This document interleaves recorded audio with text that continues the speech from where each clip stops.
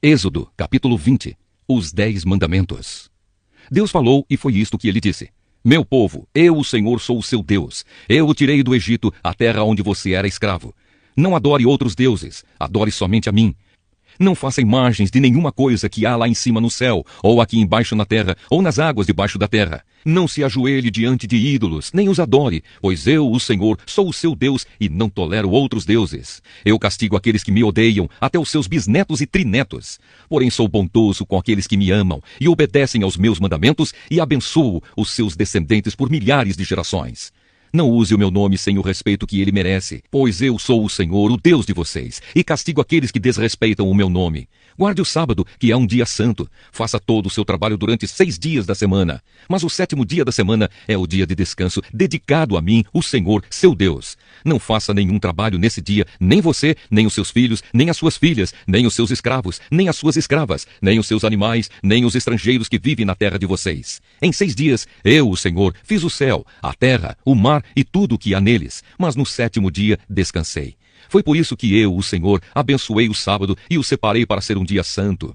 Respeite o seu pai e a sua mãe, para que você viva muito tempo na terra que estou lhe dando. Não mate, não cometa adultério, não roube, não dê testemunho falso contra ninguém, não cobice a casa de outro homem, não cobice a sua mulher, os seus escravos, o seu gado, os seus jumentos ou qualquer outra coisa que seja dele.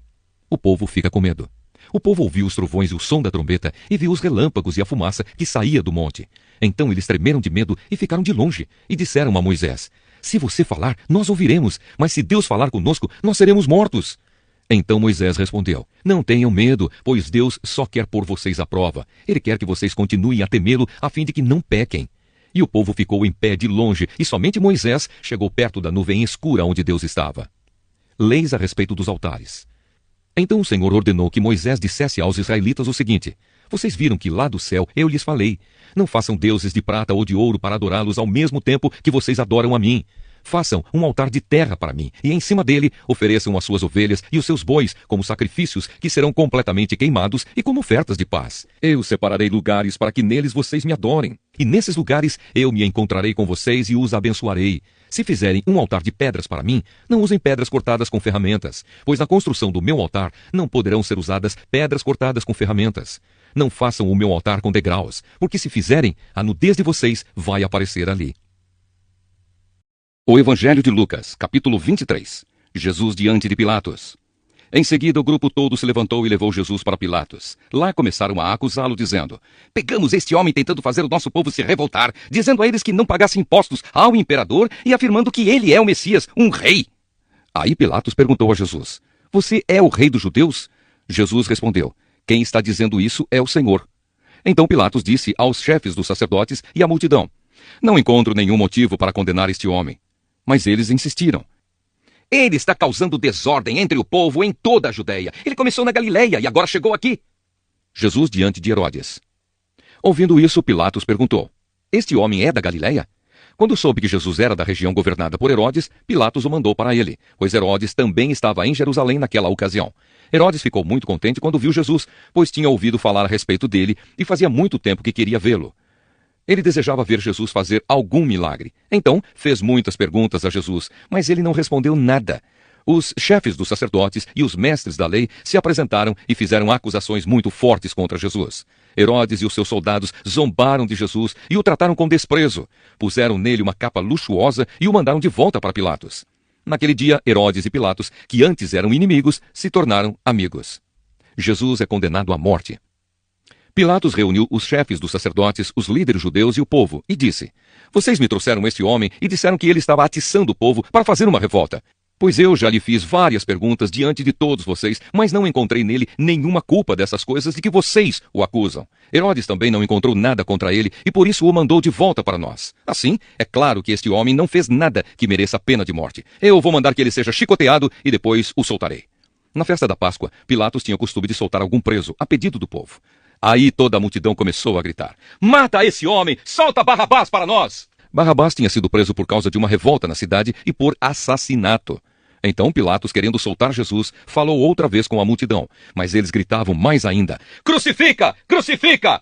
E Pilatos disse pela terceira vez: Mas qual foi o crime dele? Não vejo neste homem nada que faça com que ele mereça a pena de morte. Vou mandar que ele seja chicoteado e depois o soltarei. Porém, eles continuaram a gritar bem alto, pedindo que Jesus fosse crucificado, e a gritaria deles venceu. Pilatos condenou Jesus à morte como pediam, e soltou o homem que eles queriam, aquele que havia sido preso por causa de revolta e de assassinato, e entregou Jesus para fazerem com ele o que quisessem. A crucificação de Jesus.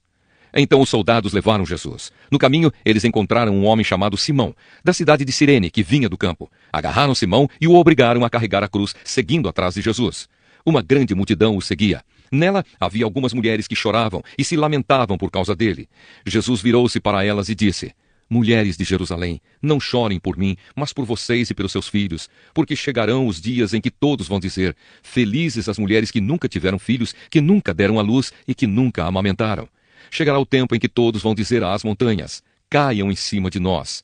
E dirão também aos montes: Nos cubram, porque se isso tudo é feito quando a lenha está verde, o que acontecerá então quando ela estiver seca? Levaram também 2 criminosos para serem mortos com Jesus. Quando chegaram ao lugar chamado A Caveira, ali crucificaram Jesus e junto com ele os 2 criminosos, um à sua direita e o outro à sua esquerda.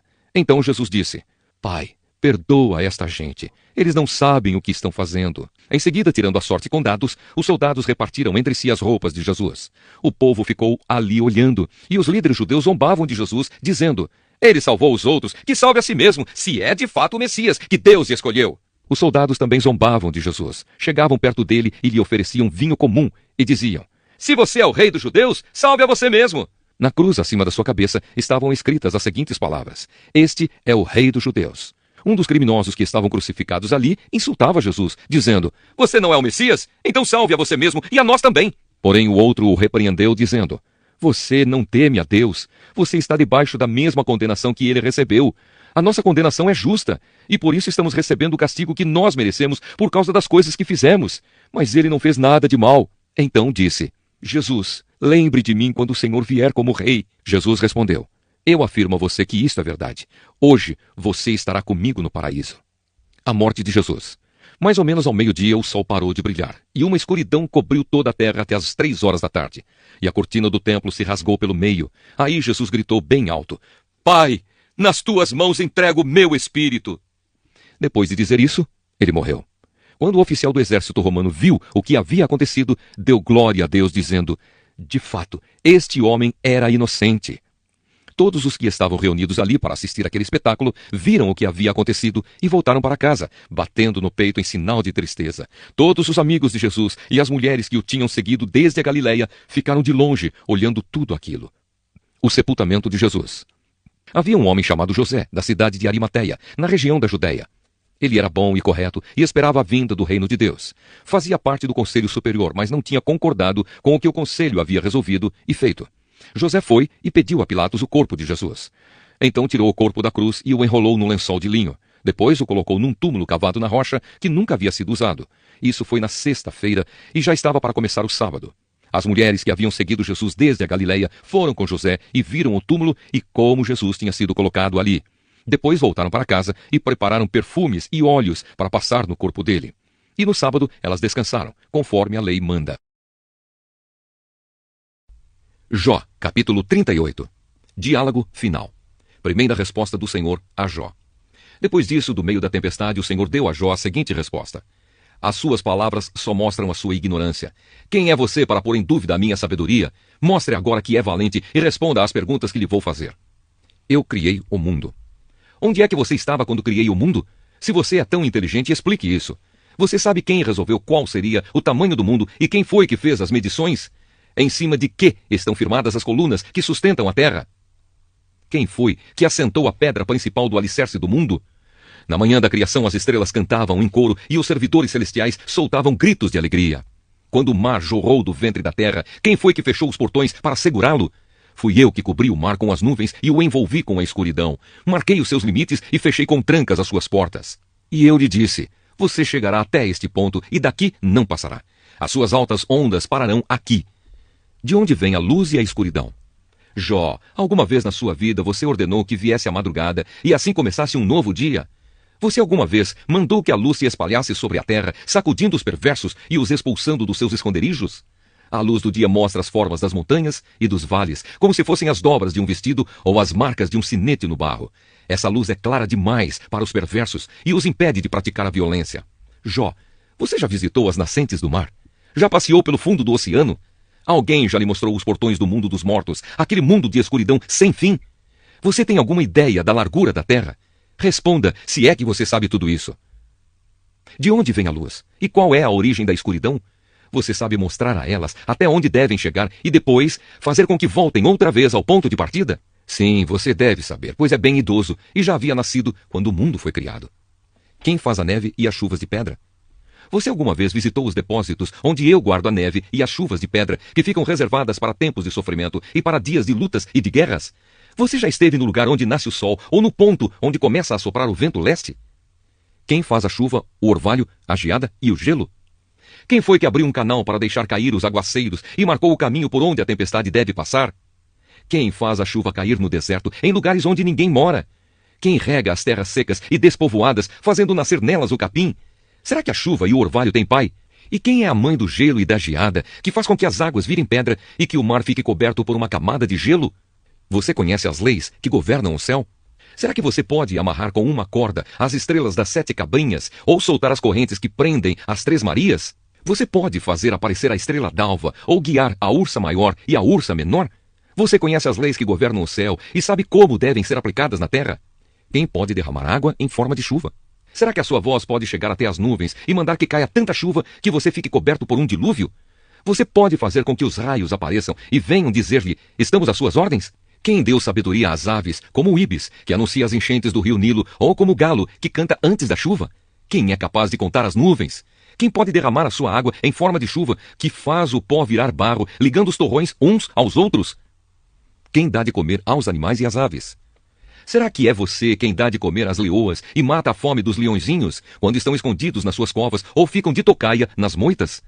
Quem é que alimenta os corvos, quando andam de um lado para outro com fome, quando seus filhotes gritam a mim pedindo comida? Segunda carta aos Coríntios, capítulo 8. Generosidade nas ofertas. Irmãos, queremos que vocês saibam o que a graça de Deus tem feito nas igrejas da província da Macedônia. Os irmãos dali têm sido muito provados pelas aflições por que têm passado, mas a alegria deles foi tanta que, embora sendo muito pobres, eles deram ofertas com grande generosidade. Afirmo a vocês que eles fizeram tudo o que podiam e mais ainda. E com toda boa vontade, pediram com insistência que os deixássemos participar da ajuda para o povo de Deus da Judéia, e eles insistiram nisso. E fizeram muito mais do que esperávamos. Primeiro, eles deram a si mesmos ao Senhor, e depois, pela vontade de Deus, eles se deram a nós também. De modo que pedimos a Tito, que começou a recolher essas ofertas, que continuasse e ajudasse vocês a completarem esse serviço especial de amor. Vocês mostram que em tudo são mais ricos do que os outros, na fé, na palavra, no conhecimento, na vontade de ajudar os outros e no nosso amor por vocês. E nesse novo serviço de amor, queremos também que façam mais do que os outros. Não estou querendo mandar em vocês. O que eu estou querendo é que conheçam o entusiasmo com que as igrejas da Macedônia deram ofertas, para que assim vocês vejam se o amor de vocês é verdadeiro ou não. Porque vocês já conhecem o grande amor do nosso Senhor Jesus Cristo. Ele era rico, mas por amor a vocês, ele se tornou pobre, a fim de que vocês se tornassem ricos por meio da pobreza dele. Minha opinião sobre o assunto é esta. É melhor para vocês que terminem agora o que começaram no ano passado. Vocês foram os primeiros não somente a ajudar, mas também a querer ajudar. Portanto, continuem e completem o trabalho. Façam isso com o mesmo entusiasmo que tiveram no princípio, dando de acordo com o que têm. Porque se alguém quer dar, Deus aceita a oferta conforme o que a pessoa tem. Deus não pede o que a pessoa não tem. Não estou querendo aliviar os outros e pôr um peso sobre vocês, já que agora vocês têm bastante, é justo que ajudem os que estão necessitados. Em alguma outra ocasião, se vocês precisarem e eles tiverem bastante, aí eles poderão ajudá-los. Assim todos são tratados com igualdade, como dizem as Escrituras Sagradas. Ao que muito pegou, nada sobrou. Ao que pouco pegou, nada faltou. Tito e os seus companheiros de trabalho. Agradecemos muito a Deus porque pôs no coração de Tito o mesmo desejo que nós temos de ajudar vocês. Ele aceitou o nosso pedido e, como quer ajudá-los, resolveu ir com toda a boa vontade encontrar-se com vocês. Junto com ele estamos enviando o irmão que é muito respeitado em todas as igrejas pelo seu trabalho de anunciar o Evangelho. Além disso, esse irmão foi escolhido e indicado pelas igrejas para viajar conosco, a fim de nos ajudar nesse serviço de amor que fazemos para a glória do Senhor e também para mostrar que, de fato, queremos ajudar. Queremos evitar assim que outros nos critiquem por causa da maneira pela qual estamos recolhendo essa grande oferta. A nossa vontade é fazer aquilo que tanto o Senhor como as pessoas acham certo. Com eles estamos enviando outro irmão nosso. Muitas vezes o pusemos à prova, e assim sabemos que ele está sempre pronto para ajudar. E agora que ele tem tanta confiança em vocês, está com muito mais vontade ainda de auxiliar. A respeito de Tito, afirmo que ele é meu companheiro de trabalho na ajuda que dou a vocês. E quanto aos outros irmãos que vão com ele, são representantes das igrejas e trazem glória para Cristo. Por isso, para que as outras igrejas fiquem sabendo, mostrem a esses irmãos que vocês os amam e que nós temos razão de elogiar vocês.